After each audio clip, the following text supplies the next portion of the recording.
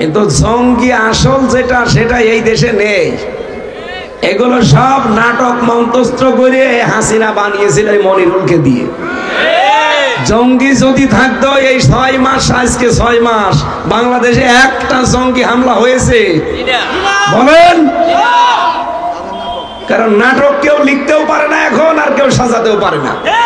আর সেই শয়তানগুলো এগুলো সাজাতো এই মনিরুল, আসাদুজ্জামান, এই ডিসি মান্নান, এরপরে মশিউর, এই শয়তানগুলো যে কোথায় আছে এখন সবাই করা দরকার। এদের কারণে হাজার হাজার সন্তানের জীবন নষ্ট হয়ে গেছে। অপরাধ কে তারা ইসলাম মানতো, শিবির করতো, এই অপরাধ। এখন অনেক শয়তান বলছে যে না, এই মামলাগুলো আবার চালিয়ে যাওয়া লাগবে, ওকে আগে মামলা দেওয়া দরকার জঙ্গি। কয়েকজন আছে সেগুলো এখন জেলখানায়, যেগুলো সিরিয়া, পাকিস্তান এবং আফগানিস্তান এবং অন্যান্য দেশের নিয়ম নীতি মেনে তারা চলতে চায়। তারা বাইরে এখন আর কেউ নেই। যা ছিল হাসিনা বানিয়েছিল ওই বাংলা ভাই আনসারুল্লাহ, এরপরে যে আব্দুর রহমান শায়েখ, ওগুলো চলে গেছে। এখন বাকি আর কেউ নেই। যেগুলো আছে দুই একটা একটু উগ্র, ওগুলো এমনি টাইট হয়ে যাবে। তো বাকি আপনি ইসলামী আন্দোলন করে একামতে দিনের দায়িত্ব পালন করে তাদেরকে জঙ্গি নাটক সাজিয়ে এতদিন আটক করে রাখতেন। এটা যে পোড়াটা মিথ্যা তামাম দুনিয়া এখন জেনে ফেলেছে। এই জন্য 6 মাসে একটা নাটকও বাংলাদেশে আর কেউ দেখতে পাচ্ছে না। আমার নামে দিয়েছে জঙ্গি মামলা। আনসারুল্লাহ কি যেন কি, আমি জীবনে নামও শুনিনি আনসারুল্লাহ কি টিম। আর আপনি আমার বানিয়ে দিয়েছে সারা বাংলাদেশের প্রধান। আমার শরীর চলে না, আর আমি আনসারুল্লাহ বাংলাদেশের প্রধান। এই বানানো মামলা দিয়ে 3টা বছর জেলখানায় রেখে দিলেন। কি হয়েছে আমার? আর শরীরে বিভিন্ন রোগ হয়েছে। আশা করছি আমি আবার আগের অবস্থায় ফিরে যাব ইনশাআল্লাহ। স্বাভাবিক হতে গেছে, সময় লাগছে, ঔষধপত্র চলছে। আল্লাহর রহমত হলে, আপনাদের দোয়া থাকলে আবার আগের অবস্থায় চলে যেতে পারবো। কিন্তু যারা এইগুলো করেছিলেন কই তারা? তাদের বাড়ি ঘরও তো এখন আর নেই। কথা বলেন না কেন? আমার মনে হয় এই জঙ্গি মামলা সাজিয়ে সাজিয়ে যারা বিদেশের কাছ থেকে কোটি কোটি টাকা খেয়েছে, ওরা নিজেরা রিমান্ডে আমারে বলেছে এই কাউন্টার টেররিজম যেই কয়টা দায়িত্বে ছিল, এই আসাদুজ্জামান কাউন্টার টেররিজমের প্রধান এবং মনিরুল, নাম শোনেননি? এরপরে ডিসি মান্নান, এই চট্টগ্রামের একজন ছিল আতিকুর রহমান ভইয়া, এডিসি। খুলনার একজন ছিল শেখ ইমরান, এটাও এডিসি। এরপরে জাহিদ। আমার এই কিছু কিছু নাম মনে আছে, কারণ এরা যা অত্যাচার করেছে আমি তো জীবনও বলবো না। এই মানুষগুলোকে যেন একটাও ছাড় দেওয়া না হয়। এদের কারণে হাজার হাজার মানুষের জীবন নষ্ট হয়েছে। সব জামাত ইসলামের, শিবিরের আর বিএনপির, যুবলীগ, যুব দলের আর ছাত্র দলের এই ভাই আমার সাথে ছিল। সব কিচ্ছু জানে না। যুব দলের ধরে নিয়ে এসে ওর পায়ে গুলি করে পাটা নষ্ট করে দিল। চোখে কালো কাপড় বেঁধে রাখছে 24 ঘন্টা। রাতের বেলা দেখতাম কি চিল্লানো, 2টা 2:30 বাজে, কি গো এত চিল্লাচ্ছে, পিটাচ্ছে, মন মতো পিটাচ্ছে। 2-3 জন চোখ তো বাঁধা। সারা রাত পিটিয়ে যদি ছেড়ে দিত তাও তো হয়, যে আদা মারা হয়ে যাবে তখন এমন একটা ইনজেকশন দেবে আপনি নড়ে উঠবেন, তার মানে আপনি এখনো বেঁচে আছেন। স্বাভাবিক কিছু করে নিয়ে চোখটা আরো টাইট করে বেঁধে দেবে, পেছনে হাত বেঁধে দেবে, দিয়ে বলবে চল। কোথায়? মনে হবে ছেড়ে দিচ্ছে। গাড়িতে নিয়ে সারা রাত ঘোরাবে, কোথায় কোথায় নিয়ে যাবে। নিয়ে হঠাৎ করে খুলে দিয়ে বলবে যা তোরে ছেড়ে দিলাম। কোথায় ভাই? আমি কোথায়? বলবে গাজীপুরের জঙ্গল, অথবা ওই যে সেই টাঙ্গাইল মধুপুরের জঙ্গল, যেটা হাজার হাজার বিঘা চারিদিকে, কোনো জায়গায় মানুষের একটা চিহ্ন পাবেন না। ওরা 3-4 জন, সব তো নাক মুখ বাঁধা, আর আপনি একা। হাত পেছনে হ্যান্ডকাপ খুলে চোখটা খুলে দেবে কালো কাপড়, দেখবেন আপনি জঙ্গলের ভেতরে। কি এখানে কি করব? বলে তোরে ছেড়ে দিলাম। যেই দৌড় দেবেন পেছন থেকে গুলি করে বলবে ক্রস পারে মরে গেছে। এইটা ছিল জঙ্গি নাটক বাংলাদেশে। আমার রিমান্ডে ওরা নিজেরা বলেছে, আমার এই কানে শোনা, যদি আমার মোবাইল থাকতো আমি টেপ করে রাখতাম, রেকর্ড করি। ওরা বলেছে আমরা ট্রেনিং নিয়েছি দাদাদের কাছে, আমেরিকার কাছে। আমরা এই ট্রেনিং গুলো নিয়ে বাংলাদেশে যারা ইসলাম নিয়ে বেশি মাতামাতি করে তাদেরকে শিকড় কেটে দিতে চায়। এই জন্য ওরা টার্গেট নিয়েছিল বেশিরভাগ যুবকদেরকে। কিচ্ছু জানে না, আন্দাজে এই 30 বছর 35 বছর বয়স এরকম ছাত্র দল যারা করে, যুব দল যারা করে, ছাত্র শিবির করে, এই জামাত ইসলামের যারা যুবক কর্মী সব এই বয়সের না, এদেরকে ধরে একেবারে সেটে কেটে এই নামটা দিলে তো আর কোনো সমস্যা নেই। এখন যেমন ওই নামে পুরাটা আল্লাহ উল্টিয়ে দিয়েছে, এখন যদি কেউ বলে আমি জয় বাংলার লোক, করে জয় বাংলা করে দেবে। কাল রাতে এক মহিলা গিয়েছিল, বলছে যে এই 32 নম্বর ভাঙা যাবে না, এ জয় বাংলার একেবারে জয় বাংলা করে দিয়েছে। সুতরাং ওই নামটাই আল্লাহ অভিশপ্ত বানিয়ে দিয়েছে। ছাত্র জনতা অলরেডি সিদ্ধান্ত নিয়েছে। আপনি ওখানে বসে বসে শুধু উস্কানি দেবেন আর মনে করবেন তো কিছুই হয় না। দেখেছেন কালকে কি হয়েছে? আগামী থেকে আর কোনো উস্কানি দিয়েন না। শেষে আপনারটা তো গেছে গেছে, এমপি আর মন্ত্রীটা যাচ্ছে, সামনে আবার উপজেলা চেয়ারম্যান, মেয়র এবং আমার মনে হয় চেয়ারম্যান মেম্বারও থাকবে না। এই জন্য নিজে তো বিপদ থেকে বেঁচে গেছেন, এদেরকে আর বিপদে ফেলেন না। কি আমি কি বেশি বললাম? আজকে অনেক আওয়ামী লীগের ভাইয়েরা স্ট্যাটাস দিয়েছে যে ও বুড়ি শয়তান কি করে, কেউ ও নিজে বেঁচে গেল আর আমাদের এখনো বিপদে ফেলছে। মানে ওর এই সমস্ত উস্কানি দেওয়ার কথা বলার দরকার কি? ডক্টর মোহাম্মদ ইউনূস আজকে দিয়েছে ভাষণ যে 32 নম্বর ভাঙার পেছনে হাসিনার বক্তব্য দায়ী। ঠিকই বলিস, আপনি কথা বলতে চান কেন? আপনি একটা ঝগড়াটের মহিলা, কথা বলতে পারেন না, আর কথা বললে মানুষের ভেতরে শুধু বিদ্বেষ ছড়ান। যেন আমার মনে হয় আলা তাকফু মা লাইসা লাকা বিহি ইলমুন, যে যেটা জানে না ওই বিষয়ে তার কথা বলা ঠিক না। ওনার নাকি যতগুলো ডিগ্রি এখন শুনছি সব টাকা দিয়ে কিনা ডিগ্রি। এইরকম ডিগ্রি অর্জন করে কথা বলতে গেলে সমস্যা না, এই জন্য ওনার কথা বলা ঠিক না। আমার মনে হয় ওনার মুখে সেলাই করে দেওয়াই ভালো। কিয়ামতের দিন যেহেতু মুখটা সেলাই করে দেওয়া হবে, আগে থেকে দিয়া থাক, অন্তত সামনে যেন আর কোনো গুনাহ না। যে গুনাহ করেছে ওইটার পাপের ভার নিতেই তো জীবন শেষ হয়ে যাবে। কিছুই যদি না করে থাকে, 28 অক্টোবর 6 সালে জসিম ভাইকে যে পিটিয়ে মারার পরে লাশের উপরে ড্যান্স দিয়েছে, এইটার হিসাব দিতে হইতে কিয়ামতে শেষ হয়ে যাবে। বাকি সব বাদ দিলাম, কিচ্ছু লাগবে না, একেবারে চুপ করে বসে থাকবে। 7 সালের দিকে সিরাজগঞ্জ থেকে একবার যাচ্ছিলাম, তখন তো আসতাম বাসে করে। বাসের পেছনে বসে আছি, ড্রাইভারের দেখি ড্রাইভার সাহেব চালিয়ে দেবে গাড়ি, একটা কুকুর ছিল, মরা কুকুর, কুকুরের ওপরে না দিয়ে বাম দিয়ে চালিয়ে দিল। কি গো, গাড়িতে তো কেঁপে উঠেছে। বললাম যে ভাই আপনি এমন করলেন, এখনই তো আমরা অ্যাক্সিডেন্ট করে ফেলতাম। আমারে বলছো হুজুর দেখেন না একটা মরা কুকুর পড়ে আছে, আমি ডবল করে ওর গার উপরে চাকা চালাবো, আমার বিবেক নেই? আরে ভাই ও তো মরে গেছে, ও মরা জিনিস আর মারলেই কি আর না মারলে কি? ড্রাইভার আমার দিকে ঘুরে বলছো হুজুর আপনি কি আসলে হুজুর নাকি ভয় ধরেছে? কেন? দেখেন যে একটা মরা কুকুর পড়ে আছে, যদিও নিকৃষ্ট জীব হোক কিন্তু মরা তো, মরে গেলে আমি আবার মারবো, আমার বিবেক কি মরে গেছে? আমি বললাম যে ভাই আপনার নাম কি? বলছে সুব্রত। তার মানে জানলাম যে ওর ঈমান নেই, বিবেক আছে। এই কথা বললেন না কেন? ওর ঈমান নেই, কি আছে? কিন্তু 6 সালে যাদেরকে পিটিয়ে আপনি মারলেন লঘে বয়টা দিয়ে, আবার ড্যান্স দিলেন লাশের উপরে, আপনার ঈমানও ছিল না, বিবেকও ছিল না। তো ঈমান আর বিবেক যদি কারো না থাকে, ও তো আর মানুষ থাকে না, ও জানোয়ার। এই কথা বলছে না কেন? একজন তার বউকে খালি কোনো জিনিস আনতে বললেই বলতো রানী অমুক জিনিসটা দাও তো। ওর বউ মনে করছে খুব ভালোবাসে আমারে, তুমি যে সবসময় আমার রানী বলে ডাকো, চাক রানী বলতে সমস্যা হয় তো এই কারণে। কিছুক্ষণ পরে ওর বউ ডাক দিয়ে বলছে জানো, যে কোনো কথা বললে জানো জানো জানো। স্বামী বলছে তুমি আমার এত ভালোবাসো, আমার জানু বলে ডাকো। জানু আর বলতে বেশি সময় লাগে তো, এই কারণে।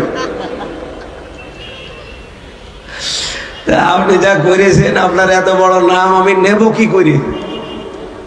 এই কারণে ছোট করে ডাকা হয়। কত রকমের ঘৃণা এক জায়গায় জন্ম হলে পৃথিবীর ইতিহাস পাল্টিয়ে ফেলেছে কালকে মানুষ। এই জন্য এমন কাজ যেন সামনে আর কেউ না করে, এমন কলাঙ্গার সন্তানও যেন কেউ জন্ম না দেয়। দরকার হয় যদি বসেন যে সামনে এরকম ঝামেলা হবে, মুখে লবণ দিয়ে মেরে ফেলবেন। কি কথা বলে না কেন?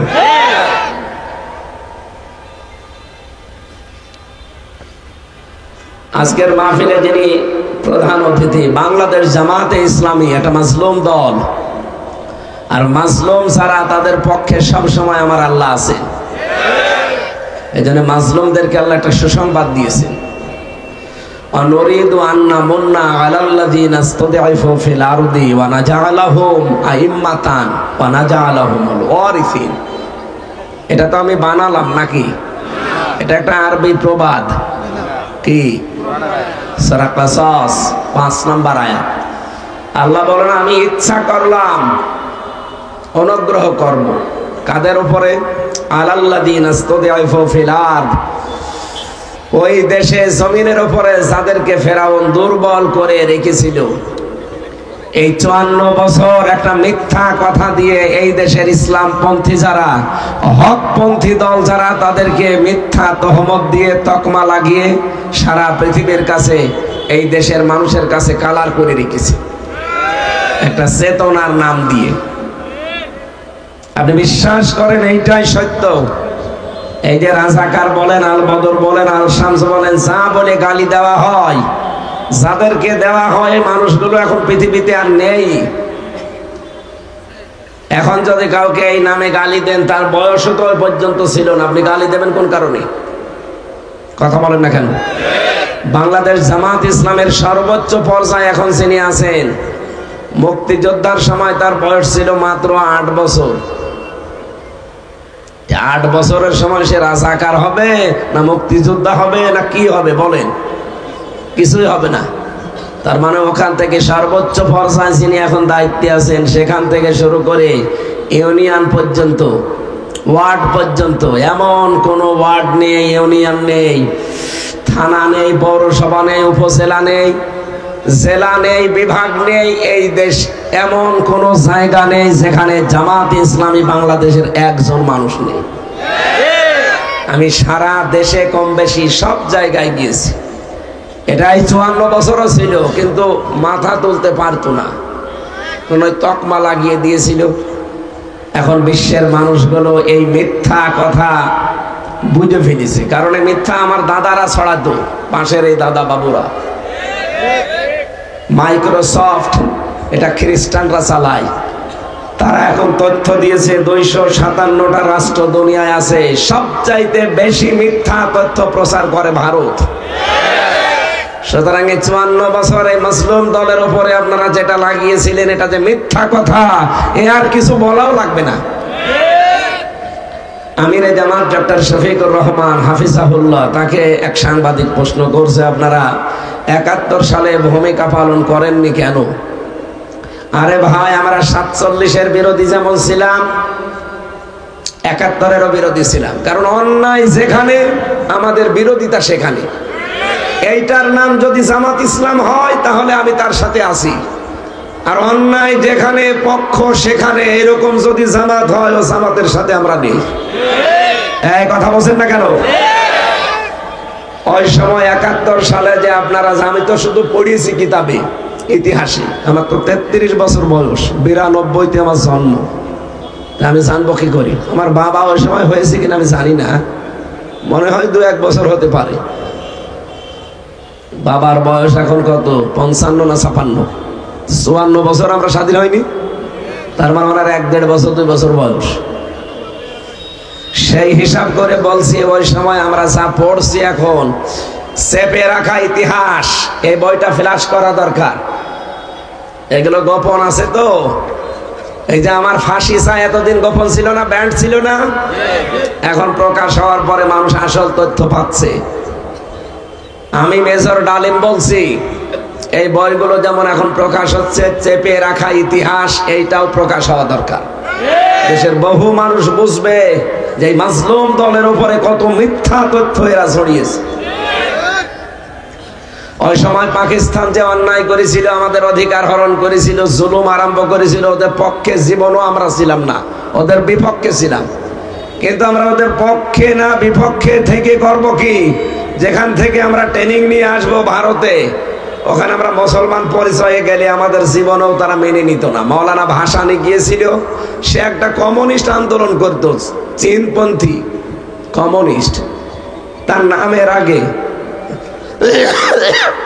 শুধু মাওলানা লেখা আছে, এই কারণে সে 3 মাসের পরে পালিয়ে আসতে বাধ্য হয়েছে। তার বিশ্বাস, তার আন্দোলন সব চীনপন্থী কমিউনিস্ট। এরপরে নামের আগে শুধু মাওলানা লেখা, এই কারণে যদি দাদারা থাকতে না দেয়, সেই সময় মাওলানা মতিয়ার রহমান নিজামী, মাওলানা আব্দুস সোবহান, এই নামের আগে আলেম লেখা দেখলো শয়তানরা জীবনও আমাদেরকে আশ্রয় দিত। আর ওদের যে দুর্বিসন্ধি ছিল, এই 24 সালের ডিসেম্বরের 16 তারিখে সব মোদি ফাঁস করে দিয়েছে। স্বাধীনতা আমাদের জন্য না, স্বাধীন নাকি ওরা। ওই স্ট্যাটাস দেয়নি, বাংলাদেশের স্বাধীনতা আমাদের। এই কারণে ওই সময় ইসলামপন্থী এবং জামাত যারা, তারা চায়নি যে এই স্বাধীনতা আমাদের দরকার নেই, কারণ জীবন দিয়ে, রক্ত দিয়ে, ইজ্জত দিয়ে স্বাধীনতা অর্জন করব, ওই শয়তানরা সব নিয়ে যাবে। আর নিয়েছেও ঠিক।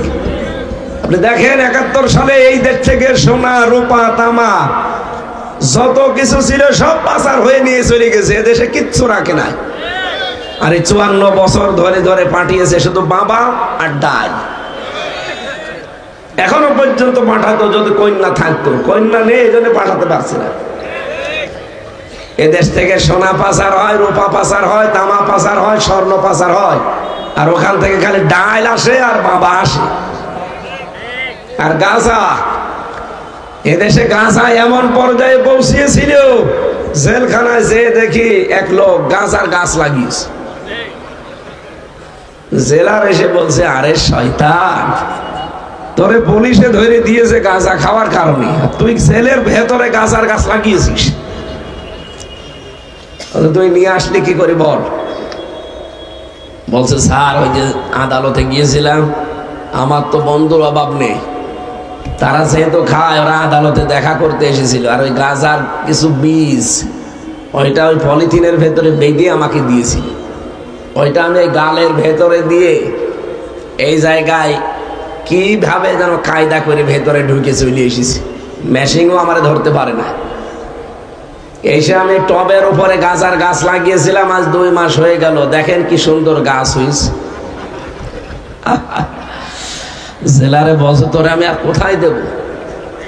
ফাঁসির কন্ডেম সেলের ভেতরে তোরে রেখে দিয়েছি, মানবতার কারণে একটু খুলে দি দিনের বেলা, যে এই ব্লকে হাঁটাহাঁটি করবে, আর তুই গাঁজার গাছ এখানেও লাগিয়ে দিয়েছিস।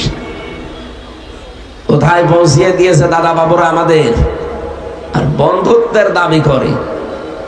এই জন্যই তো এই অভদ্র মহিলাটা এই কথা বলেছিল, যে যা দিয়েছি আমরা, জীবনেও তারা আমাদের বলতে পারবে না। সারা জীবন তার বাবা সহ শুধু দিয়েই গেছে, কিছু তো নিতে পারেননি। নিয়েছেন শুধু এই যে এখন শুনছেন নাকি শেষ বয়সে নাকি বাচ্চা হবে, একটা কথা হইল। সাবধান, এটা যেন না হয়, তাহলে আমরা মুখ দেখাতে পারবো না দেশে। এই বয়সে যদি বাচ্চা হয়, আর তারপরও যার সাথে গেছে ওর তো ফুল হাতা না, আর আমাদের হাফ হাতা। ফুল হাতার সাথে হাফ হাতা চাই।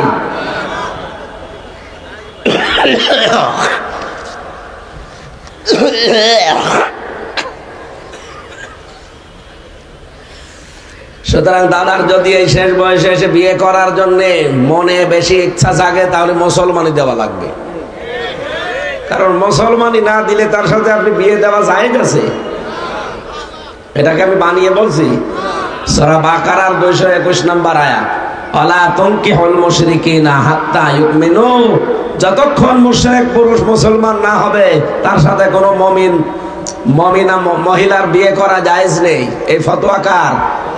আরো জোরে বলেন। এই জন্য আপনি যাই করেন, আপনি তো মুসলমান দাবি করেন, এই জন্য এমন জনের সাথে বিয়ে বসবেন না যার ইমানই নেই।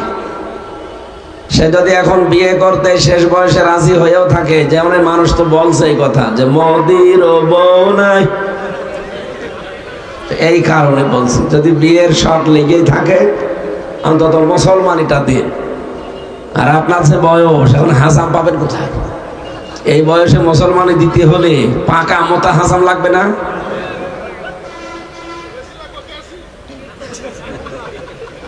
আমার মনে হয় অত চোখ খুলে কাটা যাবে না, চোখ বন্ধ করে কাটা লাগবে। শেষে দেখা যাচ্ছে আগা কাটতে যে গোড়া কেটে ফেলেছে। জীবনের মতো বিয়ের স্বাদ মিটে যাবে। এখানে কন্যা যেহেতু আছে ওখানে থাক, ওনার মাথা যেন খারাপ না হয়, সবসময় চা খেতে দেবে। আমরা মুক্তিযুদ্ধের বিরুদ্ধে ছিলাম, এই কথাটা মিথ্যা কথা। আমরা পাকিস্তানের বিরুদ্ধে, তাদের অন্যায়ের বিরুদ্ধে ছিলাম, কিন্তু এই ভারতের সাহায্য নিয়ে তাদের বিপক্ষে না। এটা করলে আমাদের ক্ষতি হতো, সেটা 24 সালে প্রমাণ হয়েছে। স্বাধীন করলো এই দেশের মানুষ, আর মোদি বেটা বলে যে স্বাধীনতা আমাদের। এটা 54 বছর আগে বাংলাদেশের আলেম ওলামা ইসলামপন্থী মানুষ বুঝেছিল, আর 54 বছর পরে এখন দেশের মানুষ টের পাচ্ছে। কি বাস্তবতা এটা না? স্বাধীনতা বাংলাদেশের, আর ওরা নিজেরা নিজেদের ঘোষণা দেয় যে আমাদের স্বাধীনতা এটা। এই কারণে আমরা ওটা চাইনি। আমরা চেয়েছি আমরা এককভাবে যুদ্ধ করে দেশটা স্বাধীন করবো। এই কথা বলেন না কেন? আমার কথা বোঝা গেছে? এই 54 বছর এই মিথ্যা তকমা লাগিয়ে এই মাজলুম দলের উপরে জুলুম নির্যাতন অত্যাচার যা চালিয়েছে, মেহেরপুরে শিবিরের সাবেক সভাপতি, জেলা সভাপতি তারিক ভাই, তার বাড়ি থেকে তুলে নিয়েছে প্রকাশ্যে দিবালোকে এই জায়গায় অস্ত্র ঠেকিয়ে মেরে ফেললো আমার সামনে। আর এখন শুধু বাড়ি ভাঙে তাই আপনাদের অন্তরে লাগে কেন? তার একটি মানুষ না, সে এক বাপের এক ছেলে। তার দোষ এতটুকু যে ইসলামী ছাত্র শিবিরের সে মেহেরপুর জেলার সভাপতি, আর তার বাবা মেহেরপুর জেলা জামাতের আমির। এই তার না কোনো অপরাধ নেই, ভালো মানুষ তুলে নিয়েছে, আপনি ক্রস দিয়ে মেরে ফেললেন সবার সামনে। একটা মানুষ হত্যা হয়, কোনো কথা তোমার মুখ দিয়ে আসে না, আর একটা বাড়ির চাল খুলে দিচ্ছে, এই তোমার অন্তরে লাগে। পৃথিবীর ইতিহাসে এটাই, কোন ফ্যাসিস্ট, কোন খনি, কোন জালিমের বাড়ি ঘর আছে এই দুনিয়ায় এখনো কোন ইতিহাসে লেখা নেই। সবগুলো ধ্বংস হয়েছে, এই দেশেও জালেমদের বাড়ি ঘর ধ্বংস হবে, এইটাই ফাইনাল। চিহ্ন রাখার দরকার নেই। আগামী প্রজন্ম যারা আসবে ওই চিহ্ন দেখে আরো ঘৃণা করবে। সুতরাং মিঠে যাক, দরকার হয় ওখানে মন্দির বানিয়ে দেন অথবা মসজিদ বানিয়ে দেন, সর্বোপরি যদি কিছু ভালো না লাগে পায়খানা বানিয়ে দেন, লিখে দেন জাতীয় টয়লেট।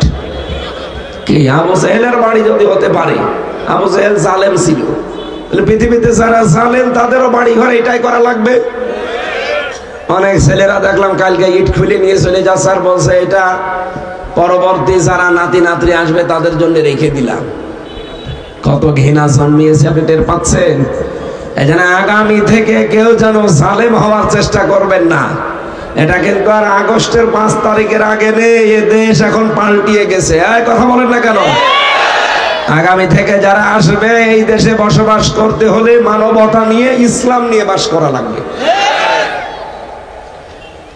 আল্লাহ বলেন এই দলটার উপরে তারা বহু অত্যাচার করেছিল। মুসা নবীর দল ওইটা। কোন নবী? আমি আল্লাহ ইচ্ছা করলাম তাদের উপরে অনুগ্রহ করে জমিনের নেতা তাদেরকে বানিয়ে দিলাম, আর জমিনের উত্তরাধিকারী আমি তাদের বানালাম। এটা হাজার হাজার বছর আগের কথা। আমার মনে হয় এখন যারা মুসলিম তাদের পক্ষে আল্লাহ এই আয়াতটা প্রতিফলন ঘটাবেন। অনুমাক্কিনা লাহুম ফিল আরদ, জমিনে আমি তাদেরকে শাসন ক্ষমতা দেব। শুধু এতটুকু আল্লাহ শেষ করেননি। কেন দেব জানো? অনুরিয়া ফিরাউনা ও হামানা ও জুনুদাহুমা মিনহুম মা কানু ইয়াহজারুন। আমি ফেরাউনকে, হামানকে আর তার সৈন্যবাহিনী দলের লোকদেরকে আমি দেখাতে চাই তারা সবচেয়ে বেশি যাদের ভয় করতো সেই মুসা নবীর দলকে আমি জমিনের শাসন ক্ষমতা দিয়ে দিয়েছি। এই 54 বছরে ইসলামপন্থী যারা আছে দেশে সব ইসলামপন্থীদেরকে বাতিলরা ভয় করে নাই, শুধু একটা দলকে ভয় করত। এটা কি মিথ্যা কথা? জবাব দেন না কোন কারণে এটা মিথ্যা কথা? 54 বছরে তো কত ইসলামী দল আছে, কাউকে কিছু মনেই করতো না বাতিলরা, শুধু কাঁপতো, ভয় পেত একটা দলকে, যারা এই দেশে আল্লাহর আইন কায়েম করতে চায় তাদেরকে। এই কথা বলেন না কেন? আল্লাহ বলেন আমি উল্টা করে এখন তাদেরকে ক্ষমতায় বসাবো, যেন ফেরাউন, নমরুদ, হামান তার বন্ধু বান্ধব যারা আছে তারা দেখে উসবিস করে, ওরা তাই করবে সামনে ইনশাআল্লাহ। বাংলাদেশ জামাত ইসলামী কুমিল্লা মহানগরের শ্রদ্ধাভাজন আমির আজকে প্রধান অতিথি জনাব কাজী দ্বীন মোহাম্মদ, বিশেষ অতিথি অধ্যাপক কে এম এমদাদুল হক মামুন, নায়েবে আমির বাংলাদেশ জামাত ইসলামী কুমিল্লা মহানগরী। এতক্ষণ যারা আলোচনা রেখেছেন মাওলানা মাহবুবুর রহমান, মুফাসসিরে কোরআন, ইসলামিক চিন্তাবিদ আছে, মাওলানা আছে। এরপরে মঞ্চে বসা দেখেন কত আলেম বসে আছে এখানে। সম্মানিত আলেমদের মর্যাদা দুনিয়া আখিরাতে কামনা করছি আল্লাহ যেন আরো বাড়িয়ে দেন। এখন আর আলেমদের দিকে কেউ যদি বাঁকা চোখে তাকায় বুঝবেন ওইটা ওই জালেমদের দোষ। জালেমদের নামে, আলেমদের নামে এখনো পর্যন্ত অনেকে ধর্ম ব্যবসায়ী লাগিয়ে দিচ্ছে। ধর্ম ব্যবসায়ী আপনি, কারণ ধর্ম আলেমরা শুধু ওই ভোটের সময় চর্চা করে না, সারা জীবন চর্চা করে, আর আপনারা ধর্ম চর্চা করেন শুধু ভোটের সময়। সুতরাং ধর্ম ব্যবসায়ী এটা যে বলে তার ক্ষেত্রে খাটে, আলেমদের ক্ষেত্রে এটা খাটে? আলেমদের সম্মান দিয়েছেন সরাসরি আল্লাহ নিজে। ইরফা'িল্লাহুল্লাযীনা আমানু মিনকুম ওয়াল্লাযীনা উতুল ইলমা দারাজাত। তোমাদের ভেতরে যারা ঈমান আনে আর যারা ইলম পায় দিন আমার আল্লাহ বাড়াতেই থাকে। সুবহানাল্লাহ বলতে পারেন না? ইরফা এটা মুজারে, বর্তমান ভবিষ্যৎ, প্রেজেন্ট ফিউচার। এজন্য ঈমান আমাদের যাই হোক আছে, এলেমও আমরা যা অর্জন করেছি কম বেশি, আমাদেরই মর্যাদা এই বাংলাদেশে আল্লাহ বাড়াবে। দিন যত যাবে দেখবেন আলেমদের মর্যাদা আল্লাহ বাড়াতেই থাকবে। কিন্তু ফরিদউদ্দিন মাসুদের মতো আলেম না, ওটা তো আলেম মানে একটা জালেম। এই কথা বলেন না কেন?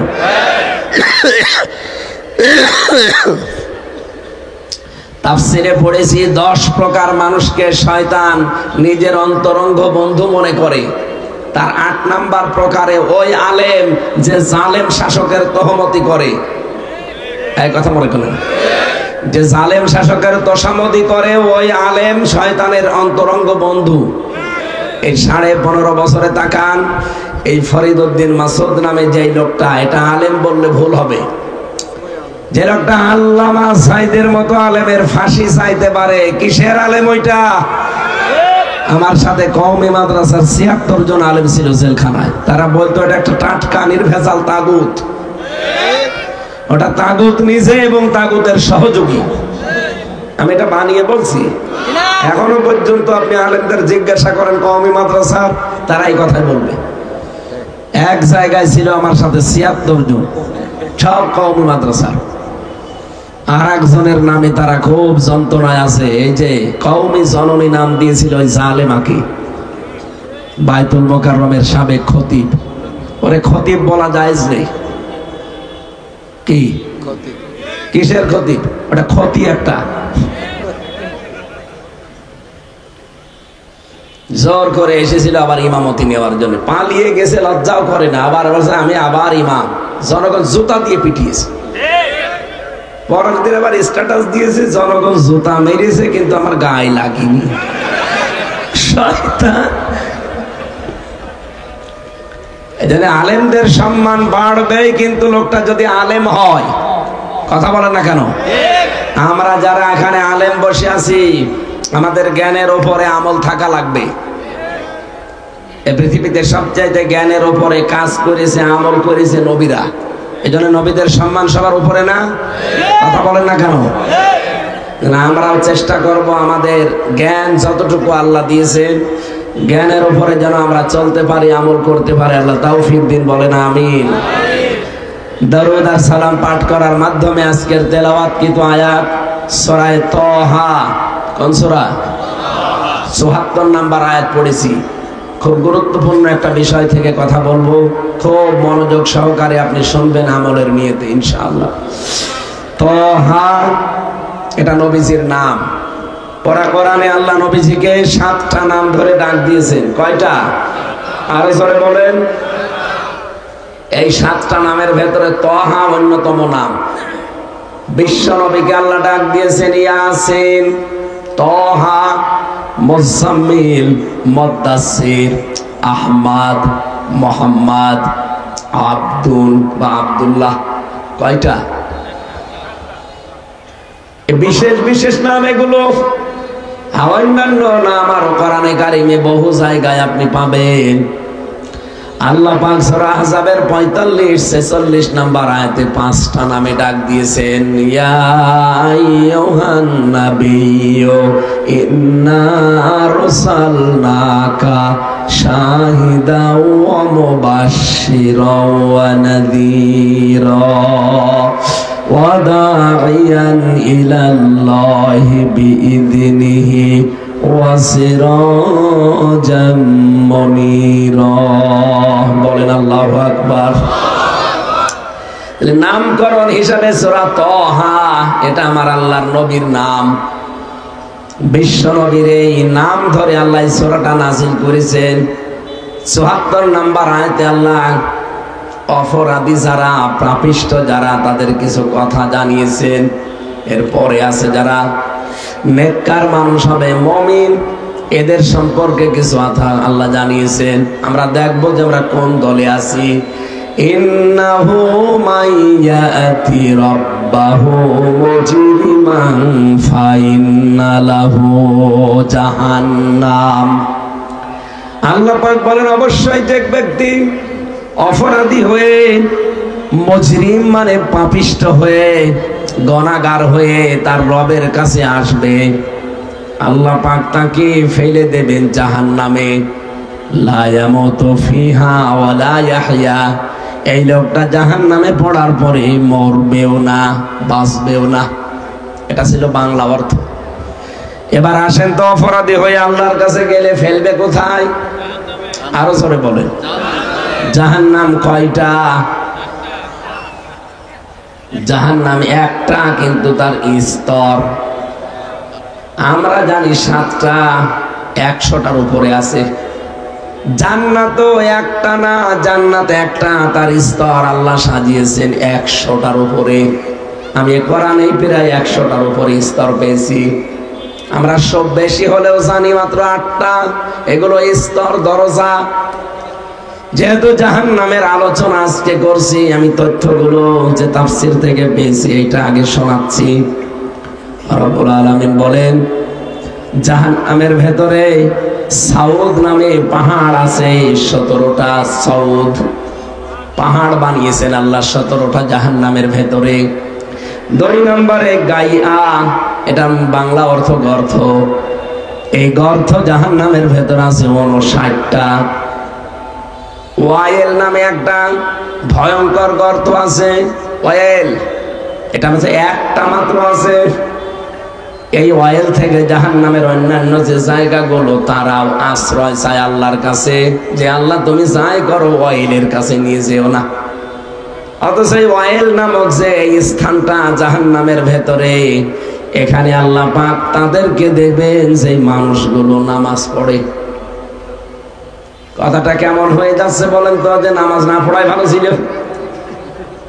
ফাওয়াইলুল লিল মুসাল্লিন, কি কোনদিন শোনেননি? ফাওয়াইলুল লিল মুসাল্লিন। আল্লাহ বলেন আফসোস, আক্ষেপ, ওয়াইল নামক দোজখ, ওয়াইল নামক স্থান ওই মুসাল্লিদের জন্য। আল্লাযীনা হুম আন সালাতিহিম সাহুন। যেই মানুষগুলো দুনিয়াতে নামাজ পড়ে কিন্তু নামাজে উদাসীন। কুমিল্লাবাসী খুব খেয়াল করে মিলাবেন। কত বড় বড় অপরাধের কথা কোরআনে আল্লাহ দিয়েছেন, কোন অপরাধের জায়গায় অয়েল নামক জায়গায় হবে আল্লাহ দেননি। ওয়ানাদাউ ইয়া মালিকুল ইয়াকদি আলাইনা রাব্বুকা ক্বালা ইন্নাকুম মাকিসুন। বলেন আল্লাহু আকবার। সূরা যুখরুফের ভেতরে আল্লাহ জানিয়েছেন এই ওয়াইল নামক জাহান্নামের এই স্থানে যারা আসবে, এত কঠিন এবং ভয়ঙ্কর জায়গা এটা, এখানে যারা প্রবেশ করবে এই মানুষগুলো দারোয়ান ফেরেশতা, যিনি কর্তা ফেরেশতা মালিক, তাকে বলবে, ও মালিক তোমার রবকে বলো তিনি যেন আমাদেরকে নিঃশেষ করে দেয়, আমরা আর পারি না। হযরতে মালিক জাহান্নামের দারোয়ান ফেরেশতা বলবে, না এটা আমার দ্বারা বলা সম্ভব না, তোমরাই বলো দেখি। কিন্তু সাবধান, কাফের যারা তাদের কোনো বলা আমার আল্লাহ শুনবেন না। বলেন নাউজুবিল্লাহ। কথাটা কেমন হয়ে যাচ্ছে? দারোয়ান আমাকে জিজ্ঞাসা করার পরে বলছে যে তুমি নিজেই বলো। আমি নিজেই বলতে গেলাম, তারপরে দারোয়ান আমারে জানাচ্ছে যে না, কাফেরদের কোনো কথা আল্লাহ শুনবে না। আমার ভাইরা, তার মানে কাফেরদের কথা, জাহান্নামে যে মানুষগুলো ওয়াইলে চলে গেছে এদের দুর্ভাগায়রা। কারা এরা, কোন স্তরে স্তরে ভাগ আল্লাহ করেছেন এবার আমরা কোরআন থেকে দেখব। আমরা আবার ওই জায়গার কাছাকাছি চলে গেলাম না তো। জাহান্নাম আমি আবার বলছি, বলেন তো কয়টা? একটা। বলেন বলেন। এর স্তর, প্রধান স্তরের 7টা। আমি যে বাংলাদেশে না, এই এশিয়া মহাদেশের ভেতরে সবচাইতে কঠিন এবং ভয়ঙ্কর একটা জেলখানায় আমরা ছিলাম। হাই সিকিউরিটি বলা হয়। বড় বড় যারা মার্ডার মামলার আসামি, যারা বড় বড় ডাকাত, যাদের জীবনে মার্ডারের কোনো অভাব নেই, কেউ 200, 250, 500 মার্ডার করেছে, এরকম মানুষ ওখানে, যারা এক একজনের জেল হচ্ছে 260 বছর। আমি মুকিম কাসিকে পেয়েছিলাম, ওনারে বললাম কয় বছর জেল দিয়েছে আপনার? আমার 260 বছর জেল। 40 বছর আমি আছি জেলে, কবে বের হব জানি না। পুরা জেল খেটে যদি ওর বের হওয়া লাগে, ওর আর একবার জন্ম নেওয়া লাগবে না। সুইডেন আসলাম ভাই ছিল, 27 বছর জেলে আছে, এখন মনে হয় বের হয়েছে। সোহেল চৌধুরী নায়ক, ওনারে যে হত্যা করেছিল মামুন, সেও জেলে আছে আজ 25 বছর, সেও বের হয়েছে। তো ওখানে এরকমই 2-4 বছর 5 বছরের জন্য না, যারা আছে ওরকম 25 বছর, 30 বছর, 40 বছর, এক একজনের নামে মামলা 150টা, 200টা, 500টা।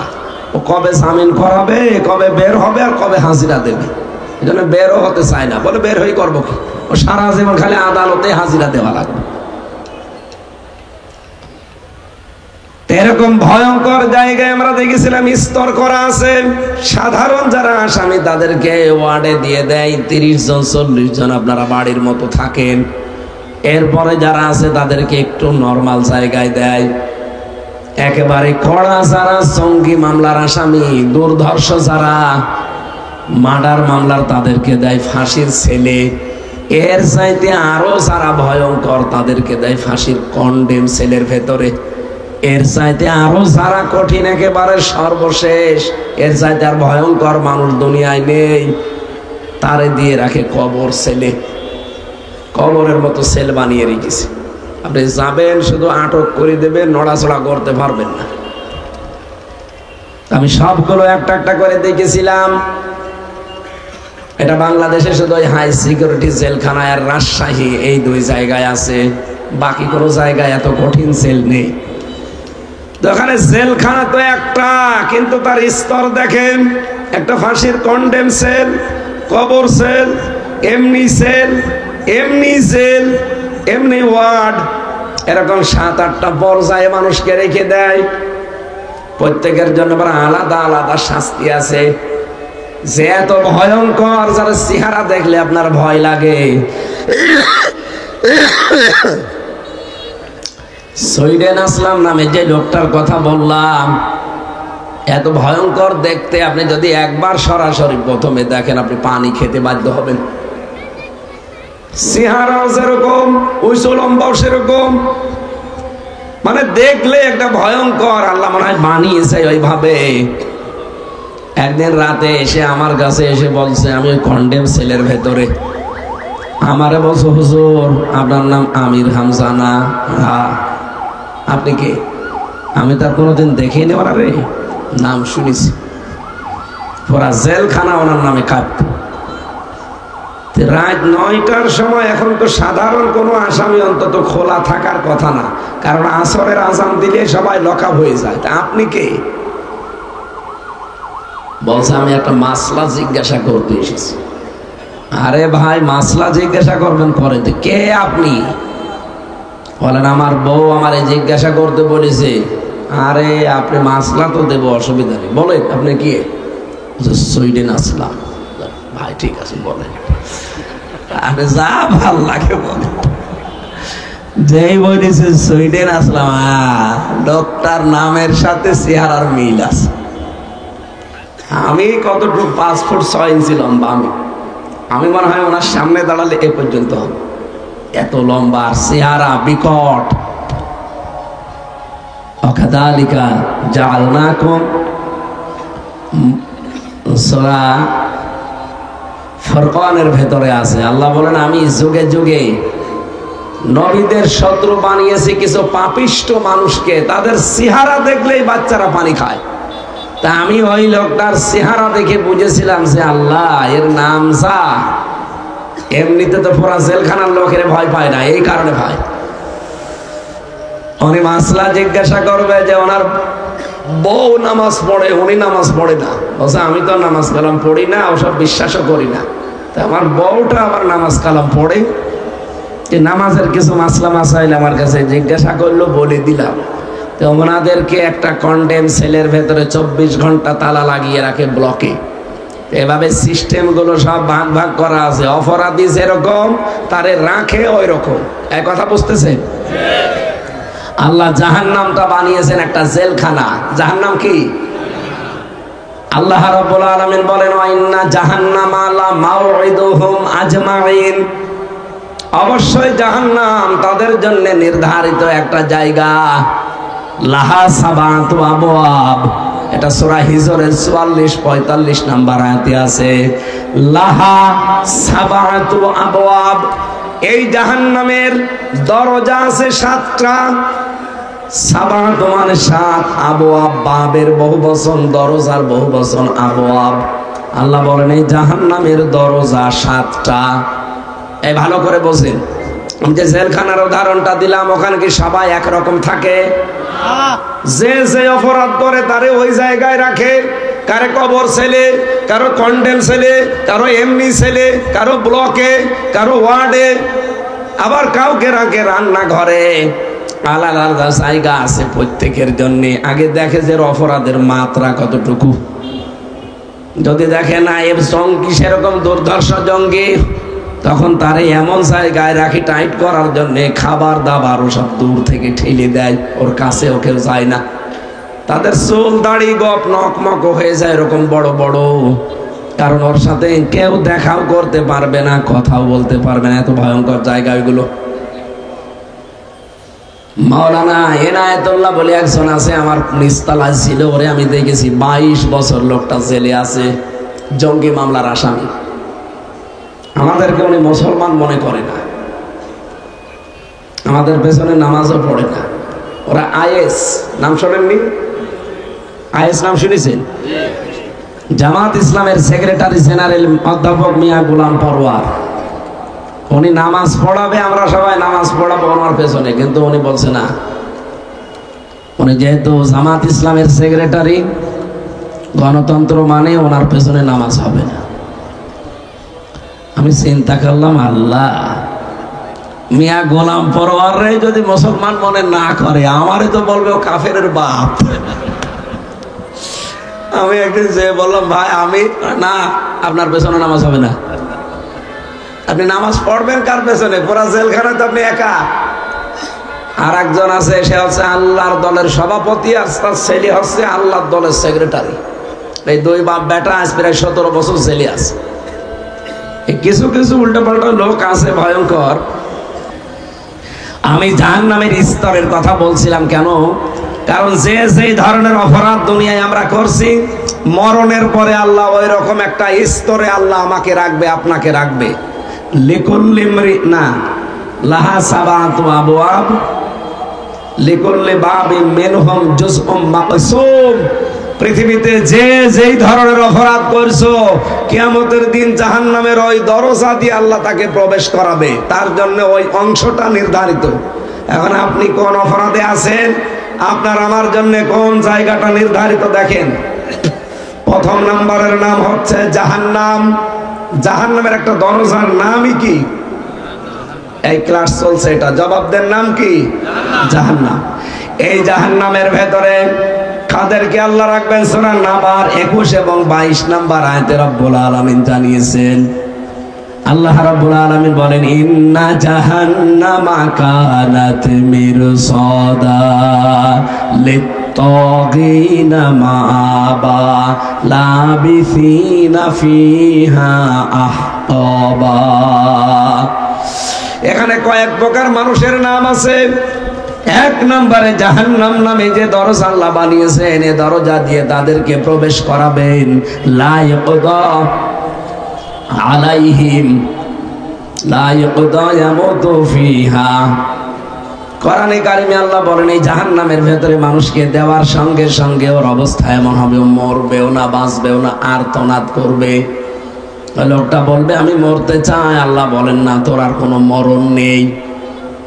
এখান থেকে একটা মাসলা বের হয়। এটা যদিও অনেকের সাথে আমার মত মিলবে কিনা জানি না, আলেমদেরকে আমি আরো চিন্তা ভাবনা করার জন্য বলছি। এই বাংলাদেশ আর ভারতে আমি এটা পেয়েছি, বিশ্বের অন্যান্য যতগুলো দেশে গেছি, মিশেছি মানুষের সাথে, আমি এটা পাইনি। বলবো, ভালো করে মিলাবে। এই দেশে আমরা অনেকেই মনে করি আমি যা করি করি, কালেমা তো পড়েছি, জান্নাত একদিন যাবই। এই বিশ্বাস আমাদের নেই? আমারও এই বিশ্বাস আছে আমি জান্নাত যাব, কিন্তু কালেমাটা তো ঠিক রাখা লাগবে। একবার বলেন এখানে, এই যে মাছ ধরতে যায় যারা খালয় নিয়ে, কি বলে? মাছ যার উপর রাখে কি বলে? খালয়, কোলা। এখন আমি যদি মাছ ধরে ধরে ওর উপরে রাখি, নিচে যদি ছিঁড়া থাকে, ফাটা থাকে, যত আল্লাহর ওলি আমি হই, মাছ ঢালি থাকবে না। আপনি যে কালেমা পড়েছেন, এই কালেমা তো টিকিয়ে রাখা লাগবে ভাই। ওযু করলে যেমন ওযু ভেঙে যায় 7টা কারণে, নামাজ পড়তে গেলে 19টা কারণে নামাজ ভেঙে যায়, রোজা রাখলে রোজাও ভেঙে যায়, হজ করলে হজও ভেঙে যায়, না ভাঙে না? আপনি যে ঈমান এনেছেন, ঈমান আছে না গেছে টের পেয়েছেন? কারণ ঈমান 10টা কারণে ভেঙে যায়। কয় কারণ?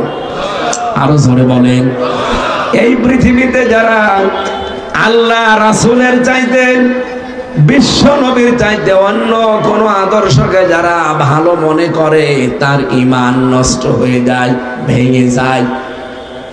এই যে 10টা কারণ আমি লিখেছি তাফসীর থেকে, এর একটা কারণ এই, যারা আল্লাহর নবী মুহাম্মদুর রাসূলুল্লাহ বাদ দিয়ে অন্য কারো আদর্শকে ভালো লাগে, পছন্দ করে, ওর সঙ্গে সঙ্গে ঈমান ভেঙে যায়।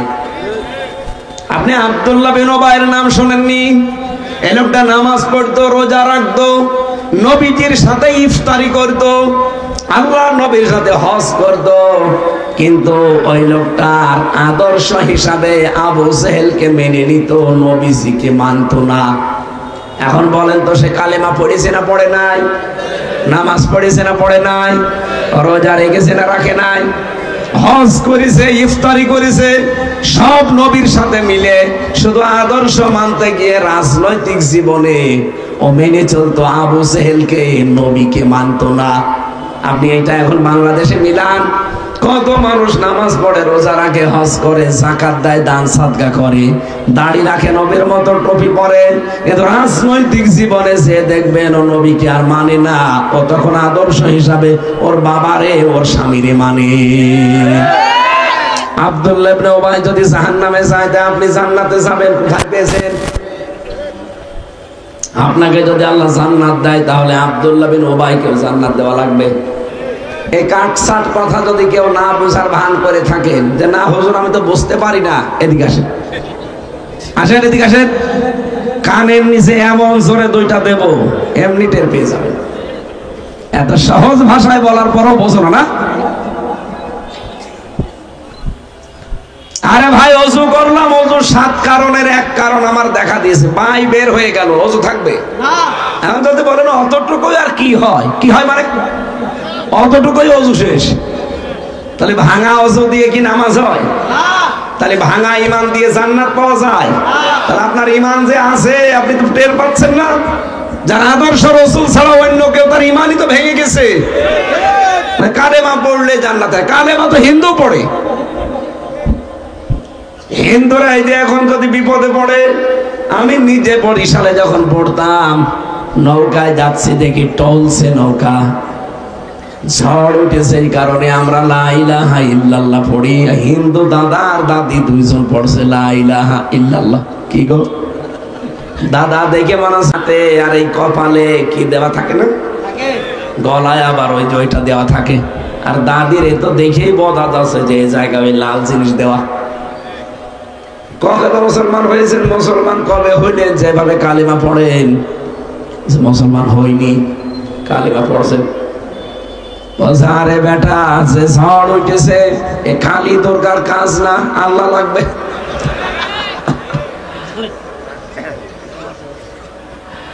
ঝড় উঠলে কালী দুর্গা দিয়ে হয় না, এখানে লাগবে কার?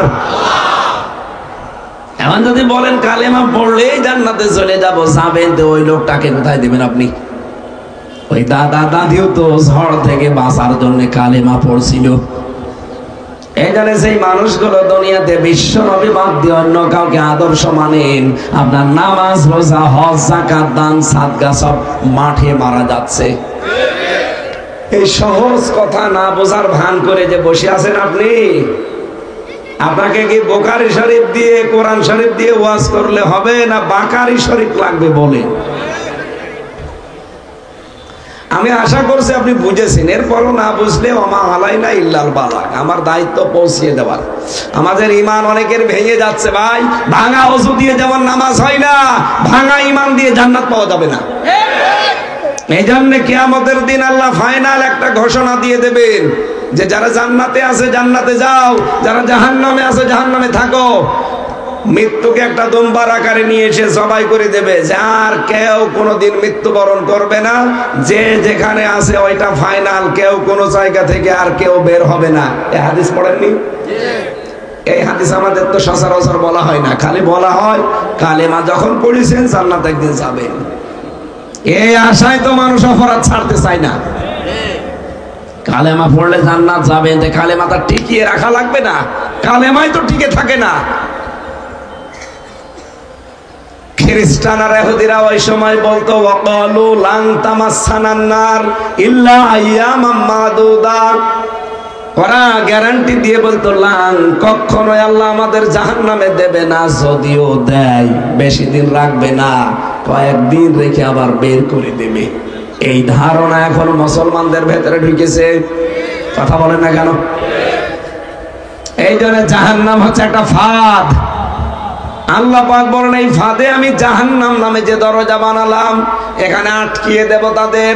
লিত্তাগিনা মাবা, যারা সীমা লঙ্ঘন করে এবং যারা অস্বীকার করে, সত্যের বিধান যারা সীমা লঙ্ঘন করে চলে যায়, আর যারা সত্যকে সত্য জানার পরে অস্বীকার করে, এই মানুষগুলোর জন্য জাহান্নাম নামে একটা দরজা আল্লাহ বানিয়েছেন। 2 নম্বরে পেয়েছিল সূরা মারিজের ভেতরে 15, 16, 17, 18 নাম্বার আয়াতে আছে কাল্লা ইন্নাহা লাযা নাযাআতাল লিশাওয়া তাদউ মান আদবারা ওয়া তাওয়াল্লা ওয়া জামাআ ফাআওয়া।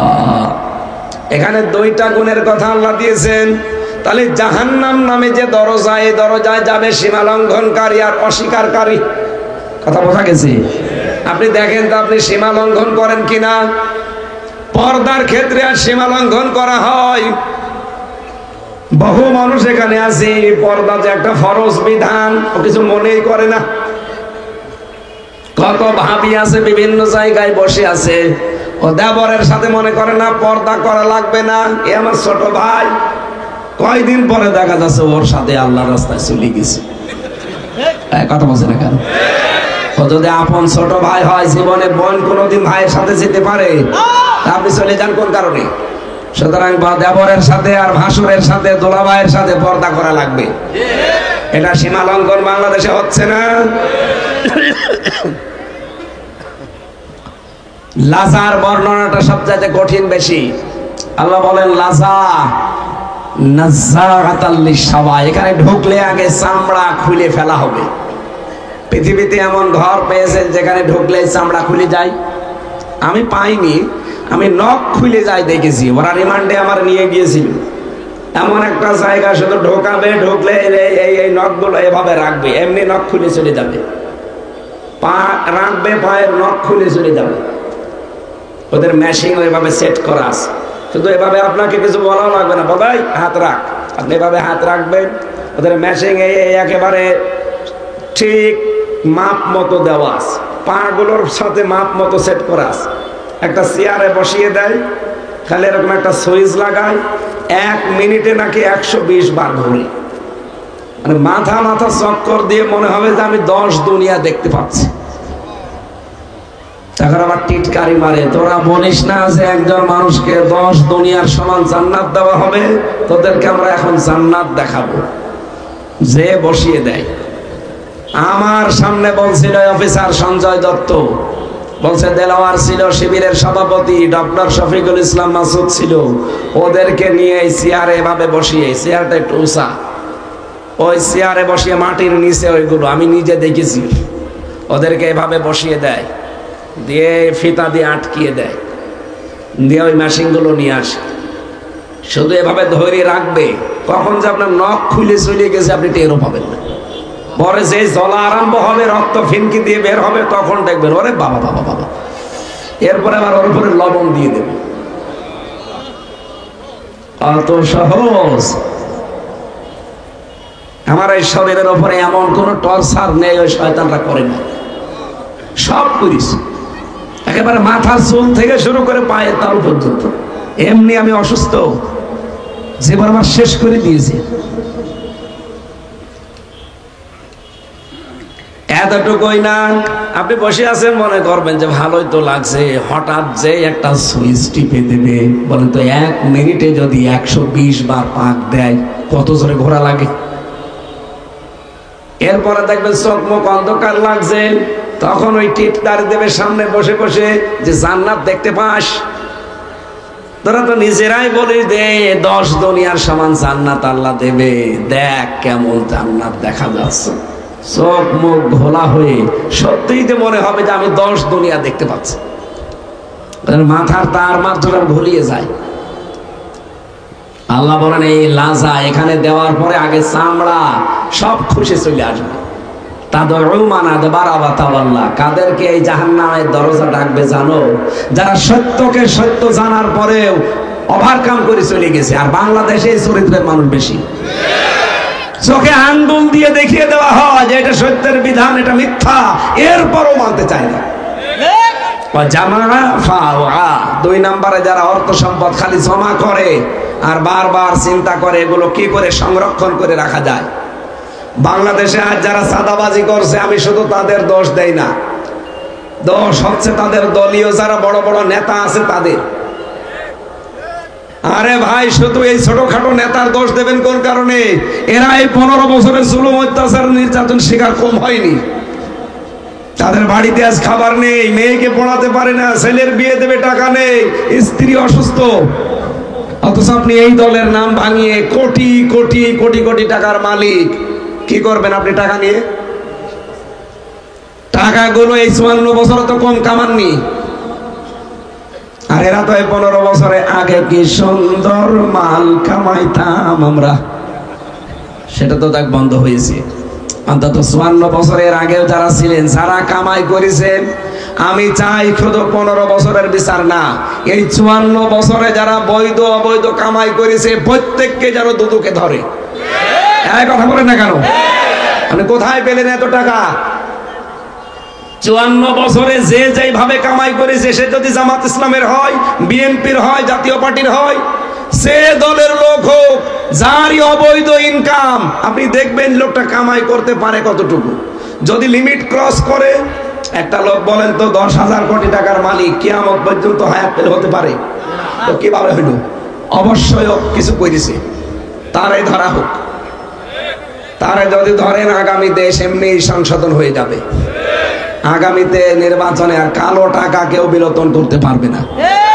এই জন্য আপনারা যারা মুসলিম মানুষ, আমি জানি আপনাদের টাকা আছে, আপনার টাকাগুলো এই নিম্ন যে কর্মীগুলো আছে, ছোটখাটো নেতা আছে, এদেরকে দেন। জামাত ইসলামের একটা লোক জেলখানায় গেলে তার বাড়ির খাবার পর্যন্ত দলীয় লোকজন দিয়ে আসে, তার মামলা চালায়। এই দল করলে যদি এ পর্যন্ত পাওয়া যায় যে আপনি কি হয়েছেন, আপনার দলের লোক চাঁদাবাজি করবে মানে আপনার টাকা নেই। এরা তো ফকির ফাঁকরা, টাকাই নেই, তারপরও এরা এভাবে দেখে শুনে চলে, আর আপনার টাকার অভাব নেই। এই জন্য বিএনপি যে ভাইগুলো করেন, উপরে যারা আছেন বড় বড় দায়িত্বের টাকাগুলো খরচ করে। আমি জানি আপনারা আমার সাথে জেলে ছিলেন, আমি দেখেছি কোটি কোটি কোটি কোটি কোটি কোটি টাকার মালিক। এই টাকাগুলো নিচ্ছে যারা আছে ইউনিয়ন, ওয়ার্ড, থানা পর্যায়ের এই ছোটখাটো নেতাদের, এই কর্মীদেরকে দিয়ে দিন, কারণ তারা এই 15টা বছর জুলুম, অত্যাচার, নির্যাতন স্বীকার করে ঠিকই ছিল। এই কথা বলেন না কেন? এটা আপনারা চান না? এদের এই টাকাগুলো বিলোপন করুক, দেখেন সামনে চাঁদাবাজি বন্ধ হয়ে যাবে। আরে ভাই, শুধু চাঁদাবাজি করলে এদের দোষ দেওয়া ঠিক না। এ মানুষগুলো কত জুলুম সহ্য করেছে জানেন? বড় বড় নেতা যারা, তাদের তো কিছু হয় না, তারা তো ঠিক মতোই মাল কামিয়ে তাদের ছেলে মেয়ে সব বাইরে পড়াশোনা করাচ্ছে। মাঝখান থেকে আমাদের মতো পাগল ছাগল মরিছি আমরা। না, এটা আর সামনে হতে দেওয়া যাবে না। চাঁদাবাজদের বিরুদ্ধে কিন্তু এখন সবাই সোচ্চার। সুতরাং এদেরকেও যদি বাঁচাতে চান, দল বাঁচাতে চান, টাকাগুলো অন্তত নিয়ে আসেন, এসে এদের ভেতরে খরচ করেন। আমি আপনাদের বাঁচার জন্য বললাম, নয়তো যেদিন ধানমন্ডির মতো ধরবে,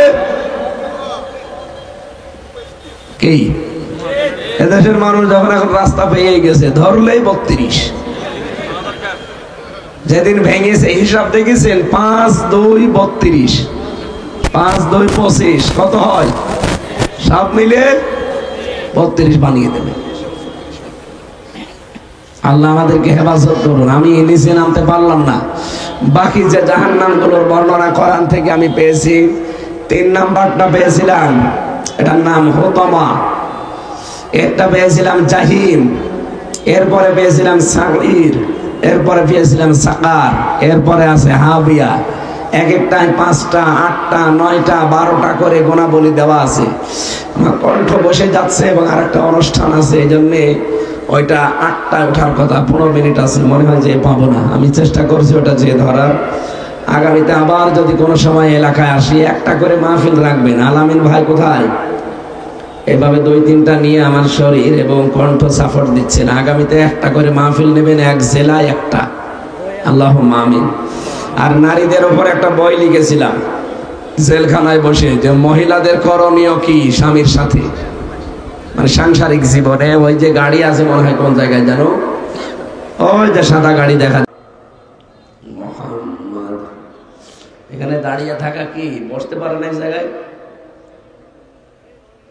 এত মূর্তি ভাঙা হচ্ছে, এরপর দাঁড়িয়ে আছে না। আর কত ভাঙা যায় বলতো?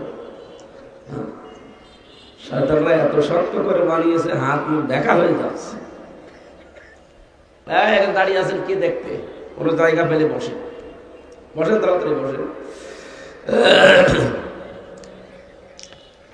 قالوا سبحانك لا علم لنا إلا ما علمتنا إنك أنت العليم الحكيم। الحمد لله। ইসলামী সমাজ কল্যাণ পরিষদ 6 নম্বর ওয়ার্ড, জগন্নাথপুর ইউনিয়ন, আদর্শ সদর, কুমিল্লা, এর উদ্যোগে তাফসীর ও কোরআন মাহফিল, রঘুপুর হাই স্কুল মাদানী। এটা কোন থানা? আদর্শ সদর। এ মাহফিলের প্রধান অতিথি, বিশেষ অতিথিবৃন্দ, বিশেষ করে সম্মানিত সভাপতি, ইসলামী সমাজ কল্যাণ পরিষদের সভাপতি জনাব জসিমউদ্দিন, এতক্ষণ যারা আলোচনা রেখেছেন অনেকগুলো মানুষের নাম আপনারা দিয়েছেন, বিশেষ করে মৌলানা শফিউল্লাহ, মৌলানা শাহজালাল, মৌলানা আব্দুল করিম, মৌলানা ইকবাল হোসেন। এদের নামের শেষে রহমানি, মনোয়ারি, নোমানি, হাকানি, তোফানি, গোতানি এইসব না দিলে হয় না। কোন কারণে এগুলো দেওয়া লাগবে?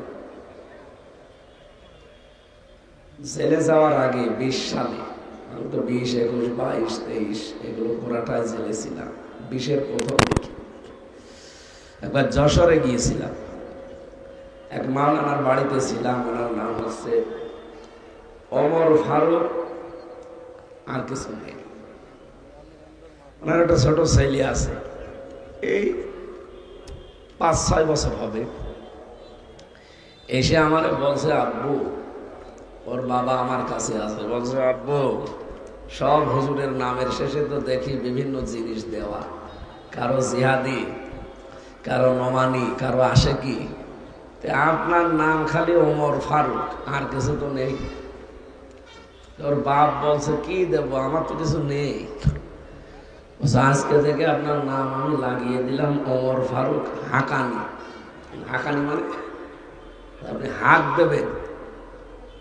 ওর আর একটা ছেলে ছিল, এসে বলছে, না, ওই নাম হবে না, বাবার নাম দেবেন ওমর ফারুক কাপানি।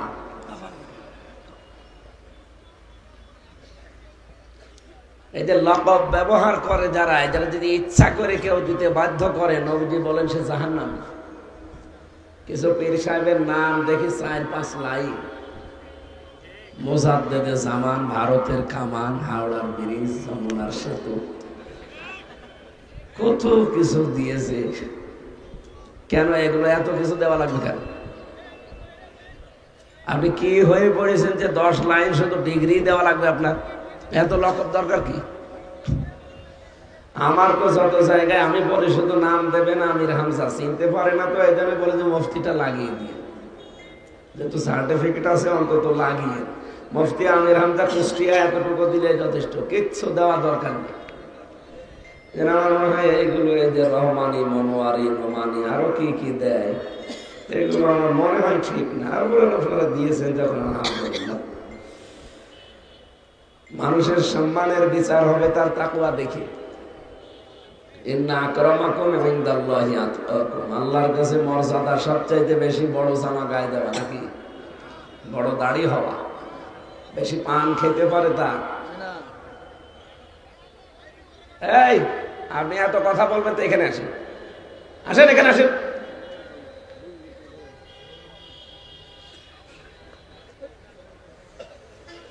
দাঁড়িয়ে থাকবেন থাকেন, আমি আর বসতে বলবো না, কিন্তু কথা বলবেন না। পাবনা নাম শোনেননি? পাবনা, এই কথা বললেন না কেন? জেলার নাম শুনলে আর একটা জিনিস আসে, কি? পাগলা গাড়া। এই জেলাতে ওই সময় আমি বেশি যেতাম, 16, 17, 18 এই সমস্ত সালগুলোতে। এখন আর যেতে দিত না এই কয়েক বছরে। যাক, আল্লাহর ওলিরা বিদায় নেওয়ার পরে এখন যেহেতু সারা দেশ খুলে গেছে, এখন আবার কোরআনের কথা উন্মুক্ত। আমি চাই যে কিয়ামত পর্যন্ত এই দেশে যেন অনুমতির সিস্টেম কোরআনের অনুষ্ঠানে আর না থাকে। এটা কোন দেশ বানিয়েছিল এই হাসিনা, যে অনুমতি নেওয়া লাগবে কোরআনের কথা বলতে হলো? ওর মধ্যে একটা নাপাক ময়লার বস্তার কাছে অনুমতি নেওয়া লাগবে মানে? এই সিস্টেম যেন আগামী থেকে কোনো জালেম আর চালু করতে না পারে। হ্যাঁ, আলহামদুলিল্লাহ। ওখানে আমার আগে একজন ওয়াজ করছে পাবনা, ওখানে সারা রাত ব্যাপী অনুষ্ঠানগুলো বেশি হইতো, 8-9টা করে গরু জবাই করে সারা রাত, এগুলো করে ওই ফজরের আগে খাবার দেয় যেন মানুষ থাকেও, লক্ষ লক্ষ মানুষ হয়। আমার আগে এক পীর সাহেব উঠেছে, উনি ওয়াজ করছে, আমার ভাইরা, আমার বোনেরা, আমার যে পীর আছে সে প্রতিদিন 30টা করে পান খায়, প্রতি পানে হাকিম পরিজর্দা খায়। বলেন সুবহানাল্লাহ। আপনি তো নাউজুবিল্লাহ বলছেন, ওখানে যারা মুরব্বী ছিল সব বলছে সুবহানাল্লাহ। নাই হাকিম পরে জর্দায় যদি সুবহানাল্লাহ হয়, তা নাউজুবিল্লাহ হবে কোন জর্দায়?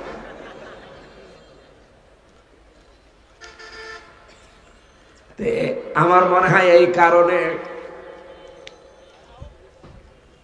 কথাবার্তা বলার সময় আমরা হিসাব নিকাশ করে বলবো আগামী থেকে। এমন কোন কথা বলা, এমন কোন ডিগ্রি দেওয়া, এমন কোন লকব ব্যবহার করা ঠিক না যে মানুষ যেন আবার সমালোচনা করে। জেনারেল শিক্ষিত বহু মানুষের সাথে আমি মিশে দেখেছি, তারা এই যে জিহাদি, হাকানি, তোফানি, গোতানি এগুলো দেখলে খারাপ বলে। এই জন্য আলেমদের নাম যেটা অটুকুই দেবে। মাওলানা শফিউল্লাহ অনেক সুন্দর নাম, মাওলানা আব্দুল করিম এটা অনেক সুন্দর নাম, এ পর্যন্ত দিলে আমার মনে হয় ভালো হয়। তারপর আপনারা বড় বড় হুজুর আছে, প্রধান অতিথি আমির বাংলাদেশ জামাতে ইসলামী, এটা এখন বুক উঁচা করে বলা যায়। এটা কিয়ামত পর্যন্ত এই বাংলাদেশে আমরা যেন বলতে পারি